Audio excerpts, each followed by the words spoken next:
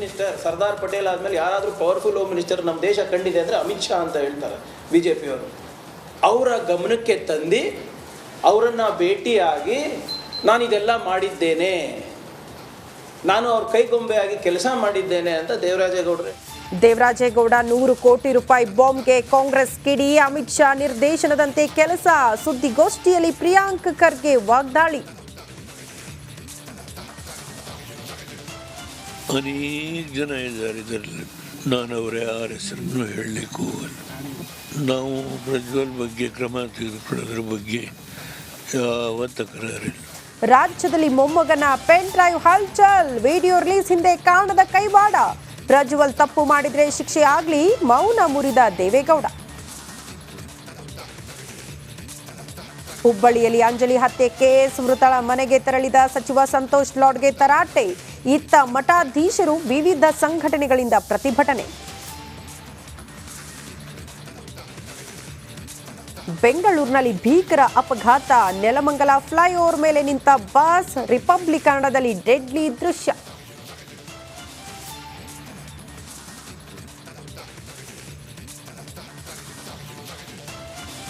ಬಸ್ನಲ್ಲಿ ಆಕಸ್ಮಿಕ ಬೆಂಕಿಗೆ 8 ಮಂದಿ ಸಜೀವ ದಹನ, 20ಕ್ಕೂ ಹೆಚ್ಚು ಜನರಿಗೆ ಗಾಯ. ಹರಿಯಾಣದ ನೂಹ್ನಲ್ಲಿ ಅವಘಡ.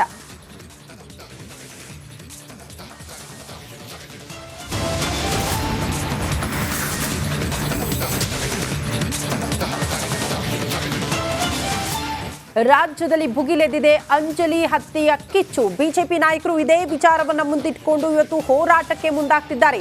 ವಿವಿಧ ಸಂಘಟನೆಯವರು ನಿರಂತರವಾಗಿ ಆಕ್ರೋಶ ವ್ಯಕ್ತಪಡಿಸಿದ್ರು. ಆರೋಪಿಯ ವಿರುದ್ಧ ಕಠಿಣ ಶಿಕ್ಷೆ ಆಗಬೇಕು, ಆತನನ್ನ ಗಲ್ಲಿಗೇರಿಸಬೇಕು ಅನ್ನುವಂತಹ ಆಗ್ರಹವನ್ನ ಮುಂದಿಟ್ಟುಕೊಂಡು ದೊಡ್ಡ ಮಟ್ಟದ ಹೋರಾಟಕ್ಕೆ ಇಡೀ ರಾಜ್ಯ ಸಾಕ್ಷಿಯಾಗಿದೆ. ಅದರ ಬೆನ್ನಿಗೆ ಈಗ ಬಿಜೆಪಿಯ ಸರದಿ, ಬಿಜೆಪಿ ನಾಯಕರು ಕೂಡ ಹೋರಾಟಕ್ಕೆ ಮುಂದಾಗಿದ್ದಾರೆ. ಹುಬ್ಬಳ್ಳಿಯಲ್ಲಿ ಅಂಜಲಿ ಹತ್ಯೆ ಖಂಡಿಸಿ ಬೃಹತ್ ಹೋರಾಟ. ಅಂಬಿಗ ಸಮುದಾಯದಿಂದ ಪ್ರತಿಭಟನೆ ಆಗ್ತಾ ಇದೆ. ಮಠಾಧೀಶರಿಂದಲೂ ಕೂಡ ಹತ್ಯೆ ಖಂಡಿಸಿ ಪ್ರತಿಭಟನೆ ಆಗ್ತಾ ಇದೆ. ಮಠಾಧೀಶರು, ಅಂಬಿಗ ಸಮುದಾಯದವರು, ಹಿಂದೂ ಪರ ಸಂಘಟನೆಯವರು, ಈ ವಿದ್ಯಾರ್ಥಿಗಳ ಸಂಘಟನೆಯವರು ಪ್ರತಿಭಟನೆ ಮಾಡೋ ಮೂಲಕ ಯಾವ ರೀತಿ ಆಕ್ರೋಶವನ್ನು ಹೊರ ಹಾಕ್ತಿದ್ದಾರೆ ಅನ್ನೋದನ್ನ ಗಮನಿಸ್ತಾ ಇದ್ದೀವಿ. ದಿನನಿತ್ಯವೂ ಕೂಡ ಹೋರಾಟ ದೊಡ್ಡ ಮಟ್ಟದಲ್ಲಿ ಆಗ್ತಾ ಇದೆ. ಒಂದ್ ಕಡೆ ಬಿಜೆಪಿ 2 ಹಂತದಲ್ಲಿ ಸಿದ್ಧತೆಗಳನ್ನ ಮಾಡ್ಕೊಳ್ತಾ ಇದೆ, ಹೋರಾಟ ಮಾಡಬೇಕು ಅಂತ. ಅದರ ಬೆನ್ನಿಗೆ ಈಗ ದೃಶ್ಯ ಗಮನಿಸ್ತಾ ಇರೋದು ಹುಬ್ಬಳ್ಳಿಯಲ್ಲಿ ಅಂಬಿಗ ಸಮುದಾಯದ ಕಡೆಯಿಂದ ಹೋರಾಟ ಆಗ್ತಾ ಇರುವ ದೃಶ್ಯ. ಪ್ರತಿಭಟನೆಯ ಕಾರಣ ಇಷ್ಟೇ, ಆರೋಪಿಯನ್ನ ಗಲ್ಲಿಗೇರಿಸಬೇಕು, ತಕ್ಕ ಶಿಕ್ಷೆ ಆಗಬೇಕು. ರಾಜ್ಯದಲ್ಲಿ ಇನ್ಯಾವತ್ತೂ ಕೂಡ ಇಂಥ ಘಟನೆಗಳು ಮರುಕಳಿಸಬಾರದು, ಆ ನಿಟ್ಟಿನಲ್ಲೇ ಶಿಕ್ಷೆ ಆಗಬೇಕು, ಒಂದು ರೀತಿ ಪಾಠ ಆಗಬೇಕು ಅನ್ನುವಂಥ ಆಗ್ರಹವನ್ನ ಮುಂದಿಟ್ಟುಕೊಂಡು ಹೋರಾಟಗಳು, ಪ್ರತಿಭಟನೆಗಳು ನಿರಂತರವಾಗಿ ನಡೀತಾ ಇದೆ. 2 ದೃಶ್ಯ ಹುಬ್ಬಳ್ಳಿಯಲ್ಲಿ. ಒಂದು ಕಡೆ ಮಠಾಧೀಶರು, ವಿವಿಧ ಮಠಗಳ ಮಠಾಧೀಶರು ಭಾಗಿಯಾಗಿದ್ದಾರೆ ಪ್ರತಿಭಟನೆಯಲ್ಲಿ. ಮತ್ತೊಂದು ಕಡೆ ದೃಶ್ಯ ನೋಡ್ತಾ ಇರೋದು ಅಂಬಿಗ ಸಮುದಾಯದ ಕಡೆಯಿಂದ ಪ್ರತಿಭಟನೆ ಆಗ್ತಾ ಇರೋದು. ಇಷ್ಟೆಲ್ಲ ಹೋರಾಟಗಳಾಗುತ್ತೆ, ಪ್ರತಿಭಟನೆ ಆಗುತ್ತೆ, ಬಟ್ ಸಿಕ್ಕಿರುವಂತಹ ನ್ಯಾಯ ಏನು ಇಲ್ಲಿ ತನಕ ಅನ್ನುವಂಥ ಪ್ರಶ್ನೆಗೆ ಉತ್ತರ ಯಾರ ಬಳಿಯೂ ಇಲ್ಲ. ಕಾರಣ ಈ ಹಿಂದೆ ಹುಬ್ಬಳ್ಳಿಯಲ್ಲಿ ನೇಹಾ ಹತ್ಯೆ ಆದಾಗ ಎಷ್ಟು ದೊಡ್ಡ ಮಟ್ಟದ ಹೋರಾಟ, ವಿದ್ಯಾರ್ಥಿ ಸಂಘಟನೆಯವರ ಆಕ್ರೋಶ ಎಷ್ಟರ ಮಟ್ಟಿಗಿತ್ತು, ಬಿಜೆಪಿ ನಾಯಕರು ಯಾವ ರೀತಿ ರಾಜಕೀಯ ಲಾಭಕ್ಕಾಗಿ ಅದನ್ನ ಬಳಕೆ ಮಾಡಿಕೊಂಡ್ರು, ಎಷ್ಟು ಜನ ಭೇಟಿ ಕೊಟ್ಟರು, ಎಲ್ಲವನ್ನ ಕೂಡ ಗಮನಿಸಿದ್ವಿ. ಬಟ್ ಅಲ್ಲಿ ಸಿಕ್ಕಿರುವಂತಹ ನ್ಯಾಯ ಏನು? ಯಾವ ನ್ಯಾಯವೂ ಇಲ್ಲ. ಇಲ್ಲಿ ತನಕ ಆರೋಪಿಗೆ ತಕ್ಕ ಶಿಕ್ಷೆ ಆಗ್ಲೇ ಇಲ್ಲ.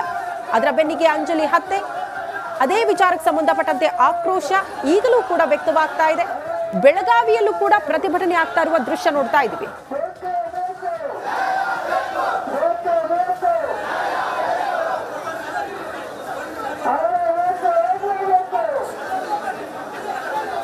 ಬೆಳಗಾವಿ ಮತ್ತು ಹುಬ್ಬಳ್ಳಿ 2 ಕಡೆ ಕೂಡ ದೊಡ್ಡ ಮಟ್ಟದ ಹೋರಾಟ, ಪ್ರತಿಭಟನೆ ಆಗ್ತಾ ಇರೋದನ್ನ ಗಮನಿಸ್ತಾ ಇದ್ವಿ. ಈ ಕುರಿತು ಮಾಹಿತಿ ಕೊಡೋದಕ್ಕೆ ಹುಬ್ಬಳ್ಳಿಯಿಂದ ನಮ್ಮ ಪ್ರತಿನಿಧಿ ಪ್ರಕಾಶ್ ಹಿರೇಮಠ ನೇರ ಸಂಪರ್ಕದಲ್ಲಿದ್ದಾರೆ. ಬೆಳಗಾವಿಯಿಂದ ನಮ್ಮ ಪ್ರತಿನಿಧಿ ಮೈಲಾರಿ ಕೂಡ ನೇರ ಸಂಪರ್ಕದಲ್ಲಿ ಜಾಯಿನ್ ಆಗ್ತಿದ್ದಾರೆ. ಮೊದಲನೇದಾಗಿ ಪ್ರಕಾಶ್ ಹತ್ರ ಹೋಗ್ತೀನಿ. ಪ್ರಕಾಶ್, ಹುಬ್ಬಳ್ಳಿ ಪ್ರತಿದಿನವೂ ಕೂಡ ಪ್ರತಿಭಟನೆಗಳಿಗೆ ಸಾಕ್ಷಿ ಆಗ್ತಿದೆ. ಬಟ್ ಈ ಪ್ರತಿಭಟನೆಗೆ, ಹೋರಾಟಕ್ಕೆ ಸಿಕ್ಕಿರುವ ಫಲ ಏನು ಇಲ್ಲಿ ತನಕ ಅಂದ್ರೆ ಯಾರ ಹತ್ರನೂ ಕೂಡ ಉತ್ತರ ಇಲ್ಲ. ಸೊ ಯಾವ ರೀತಿ ಹೋರಾಟಗಳಾಗ್ತಾ ಇದೆ, ಪ್ರತಿಭಟನೆಗೆ ಸಾಕ್ಷಿ ಆಗ್ತಿದೆ ಹುಬ್ಬಳ್ಳಿ ಇವತ್ತು? ಎಸ್ ಶ್ರುತಿ, ಮೊನ್ನೆ ನೇಹಾ ಹತ್ಯೆ, ಇವತ್ತು ಅಂಜಲಿ ಅಂಬಿಗೇರ್ ಹತ್ಯೆ, ಹೀಗೆ ಸಾಲು ಸಾಲು ಹತ್ಯೆಗಳನ್ನು ಖಂಡಿಸಿ ಏನು ಆಕ್ರೋಶ ಭುಗಿಲೇಳ್ತಾ ಇರುವಂಥದ್ದು. ಇಡೀ ಕೇವಲ ಹುಬ್ಬಳ್ಳಿ ಧಾರವಾಡ ಅಷ್ಟೇ ಅಲ್ಲದೆ ಇಡೀ ರಾಜ್ಯದಾದ್ಯಂತ ಸಾಕಷ್ಟು ಆಕ್ರೋಶ ಭುಗಿಲೆದಿದೆ. ಇವತ್ತು ಸಹ ಪ್ರತಿಭಟನೆಯ ಕಾವು ಜೋರಾಗಿರುವಂಥದ್ದು.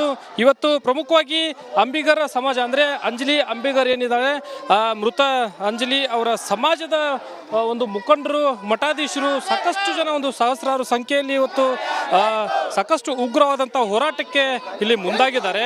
ಅಂಜಲಿಯವರ ನಿವಾಸದಿಂದ ಹಿಡಿದು ರಸ್ತೆಯುದ್ದಕ್ಕೂ ಸರ್ಕಾರದ ವಿರುದ್ಧ ಈ ಪ್ರತಿಭಟನೆ ಮೂಲಕ ಅಂದರೆ ಈ ಪ್ರಕರಣವನ್ನು ಖಂಡಿಸಿ, ಹತ್ಯೆಯನ್ನು ಖಂಡಿಸಿ ಸಾಕಷ್ಟು ಜನ ಮಠಾಧೀಶರು, ವಿವಿಧ ಮಠಾಧೀಶರು ಇರ್ಬೋದು, ವಿವಿಧ ಸಂಘಟನೆಗಳ ಕಾರ್ಯಕರ್ತರಿರ್ಬೋದು, ಸಾಕಷ್ಟು ಜನ ಅಂದರೆ ಸ್ಥಳೀಯರಿರ್ಬೋದು, ಆ ಏರಿಯಾದ ಪ್ರಮುಖರು, ಮುಖಂಡರು, ಹೀಗೆ ಸಹಸ್ರಾರು ಸಂಖ್ಯೆಯಲ್ಲಿ ಈ ಪ್ರತಿಭಟನೆಯಲ್ಲಿ ಪಾಲ್ಗೊಳ್ಳುವ ಮೂಲಕ ಈ ಪ್ರಕರಣವನ್ನು ಖಂಡಿಸ್ತಾ ಇದ್ದಾರೆ. ಸಾಲು ಸಾಲು ಏನು ಪ್ರಕರಣಗಳು ನಡೀತಾ ಇದ್ದಾವೆ, ಹತ್ಯೆಗಳು ನಡೀತಾ ಇದ್ದಾವೆ, ಇದಕ್ಕೆ ಕಡಿವಾಣವೇ ಇಲ್ವಾ ಅಂತಕ್ಕಂಥ ಪ್ರಶ್ನೆಯನ್ನು ಹಾಕ್ತಾ ಇದ್ದಾರೆ.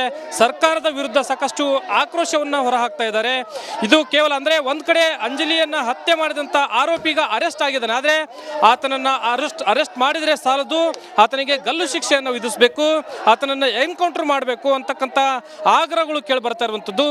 ನಾನು ದೃಶ್ಯದಲ್ಲಿ ತಮಗೆ ತೋರಿಸ್ತಾ ಹೋಗ್ತೀನಿ. ರಸ್ತೆಯುದ್ದಕ್ಕೂ ಬ್ಯಾನರ್ಗಳನ್ನು ಹಿಡಿದು, ಫ್ಲೆಕ್ಸ್ಗಳನ್ನು ಹಿಡಿದು ಸಾಕಷ್ಟು ಜನ ಈ ಒಂದು ಹತ್ಯೆಯನ್ನು ಖಂಡಿಸಿ ಪ್ರತಿಭಟನೆಗೆ ಬೀದಿಗಿಳಿದು ಹೋರಾಟ ಮಾಡ್ತಾ ಇದ್ದಾರೆ. ಅಂಜಲಿ ಅವರ ಸಹೋದರಿ ಕೂಡ ಈ ಒಂದು ಪ್ರತಿಭಟನೆಯಲ್ಲಿ ಭಾಗಿಯಾಗಿದ್ದಾರೆ, ಅವರ ಕುಟುಂಬಸ್ಥರು ಕೂಡ ಭಾಗಿಯಾಗಿದ್ದಾರೆ. ಅವರ ಸಮಾಜದ ಬಹುತೇಕ ಮಠಾಧೀಶರು, ಅವರ ಸಮಾಜದ ಬಹುತೇಕ ಮುಖಂಡರು, ಸಾಕಷ್ಟು ಸಹಸ್ರಾರು ಸಂಖ್ಯೆಯಲ್ಲಿ ಇಲ್ಲಿ ಭಾಗಿಯಾಗಿರ್ತಕ್ಕಂಥದ್ದು. ನಾನು ಪ್ರತಿಭಟನಾಕಾರರನ್ನ ಮಾತಾಡ್ತಾ ಹೋಗ್ತೀನಿ. ಸ್ವಾಮೀಜಿ, ಈಗ ಯಾವ ರೀತಿ ಹೋರಾಟಕ್ಕೆ ಮುಂದಾಗಿದ್ದೀರಿ? ಇದು ಭಾಳ ಉಗ್ರವಾದಂಥ ಹೋರಾಟ. ಆಮೇಲೆ ಇದು ಬದುಕಿನ ಹೋರಾಟ, ಅದು ಕುಟುಂಬದ ಹೋರಾಟ ಮಾತ್ರ ಅಲ್ಲ, ಇಡೀ ರಾಜ್ಯದ ಇದೊಂದು ಪ್ರಶ್ನಾತೀತ ಹೋರಾಟ. ಯಾವುದಕ್ಕಾಗಿ? ಅದು ನ್ಯಾಯಕ್ಕಾಗಿ. ಅದು ಹೆಣ್ಮಕ್ಳ ಮಾನ ಮರ್ಯಾದೆ ಹೋಗುವಂಥ ಸಂದರ್ಭದೊಳಗೆ ನಾವು ಏನಾದರೂ ಕೈ ಕಟ್ಟಿ ಕುಳಿತೀವಿ ಅಂದ್ರೆ ನಾವು ಹೇಡಿಗಳಾಗ್ತೀವಿ. ನಮ್ಮ ನಾಡು ಭಾಳ ದೊಡ್ಡ ಒಂದು ಇತಿಹಾಸವುಳ್ಳಂಥ ನಾಡು. ಈ ನಾಡಿನೊಳಗೆ ಒಬ್ಬ ಹೆಣ್ಮಕ್ಳಿಗೆ, ಬಡ ಹೆಣ್ಮಕ್ಳಿಗೆ ನ್ಯಾಯ ಸಿಗದಿದ್ರೆ ನಾವು ಸುಮ್ಮ ಕೊಡುವಂಥ ಅಗತ್ಯ ಇಲ್ಲ. ಹಾಗಾಗಿ ಬೀದಿಗೆ ಬಂದಿದ್ದೇವೆ. ಬೀದಿಗೆ ಬರುವುದಂದ್ರೇನ, ಆಳುವ ಸರ್ಕಾರಗಳು ಇದನ್ನು ಗಂಭೀರವಾಗಿ ತಗೊಳ್ಬೇಕು ಅಂತೇಳಿ ಇದೊಂದು ಕಾನೂನು ರಚನೆ ಆಗಬೇಕು ಮತ್ತು ವಿಶೇಷವಾದಂಥ ಕಾನೂನು ರಚನೆ ಆಗಬೇಕು. ಹಾಗಾಗಿ ನಾನು ರಾಜ್ಯ ಮತ್ತು ಕೇಂದ್ರ ಪ್ರಕಾಶ್, ವಾಪಸ್ ಬರ್ತೀನಿ, ಹಾಗೆ ಸಂಪರ್ಕದಲ್ಲೇ ಇರಿ. ಮತ್ತೊಂದು ಕಡೆ ಬೆಳಗಾವಿಯಲ್ಲೂ ಕೂಡ ಹೋರಾಟ ತೀವ್ರತೆ ಪಡೆದುಕೊಂಡಿದೆ. ಆ ಬಗ್ಗೆ ಮಾಹಿತಿ ಕೊಡ್ತಾರೆ ಮೈಲಾರಿ. ಯಾವ ರೀತಿ ಹೋರಾಟ, ಯಾವೆಲ್ಲ ಸಂಘಟನೆಯವರು ಭಾಗಿಯಾಗಿದ್ದಾರೆ, ಅವರ ಪ್ರಮುಖ ಆಗ್ರಹ ಏನು, ಮಾತನಾಡಿಸಬಹುದಾ, ಪರಿಸ್ಥಿತಿಯನ್ನು ತೋರಿಸಬಹುದಾ?